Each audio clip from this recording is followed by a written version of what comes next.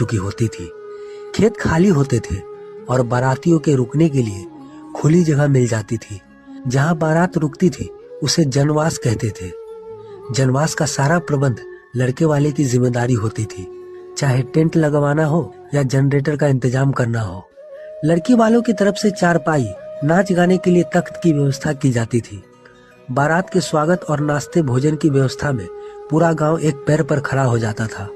गांव के लोग बारातियों को बड़े प्रेम से नाश्ता भोजन कराते थे, लेकिन खुद बेटी की शादी में खाना नहीं खाते थे। बेटी के विवाह में न्योता करने आए रिश्तेदार तरह तरह के उपहार लाते, जैसे बर्तन, मिठाई, राशन, साड़ी, सिको लीही, बेना वगैरह। ये सभी चीजें बेटी को दी जाती थी, जिससे उसके माता पिता की जिम्मेदारियां थोड़ी कम हो जाती थी। जब तक बारात विदा नहीं हो जाती थी तब तक गांव वाले ऐसे खड़े रहते थे जैसे ये उनकी खुद की बेटी की शादी हो। कहते भी है, बेटियां सबकी साझी होती है।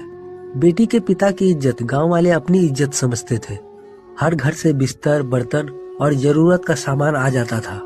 गांव के लोग ही मिलकर खाना बनाते थे। लड़के आटा गूंथते, लड़कियां पूड़ी बेलती और नवयुवक भोजन कराते थे। सब मिलकर हंसी खुशी शादी का काम निपटा लेते थे। तब ना तो शादी के लिए महंगे हॉल बुक होते थे, ना ही भव्य सजावट की जरूरत होती थी। बारात अक्सर स्कूल, बगीचे या खेतों में ही रुक जाती थी। जब बाराती नाचते गाते द्वार चार के लिए पहुंचते तो पूरा गांव उनके स्वागत में खड़ा रहता था। गांव के बुजुर्ग कहते थे, फला के द्वार पूजा हो रही है, 10 मिनट के लिए वहां खड़े हो जाओ। और अगर किसी से मन मुटाव भी हो तो भी बेटी की विदाई के वक्त वह शख्स जरूर द्वार पर आ खड़ा होता था। पहले का समय कितना अच्छा था।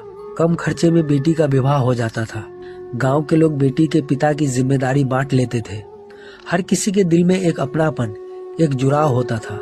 तो दोस्तों, ये छोटी सी वीडियो आप लोगों को कैसा लगा? दोस्तों, आपके एक फॉलो करने से हमें ऐसे ही वीडियो बनाने में मदद मिलती है, तो हमें फॉलो करना ना भूलें।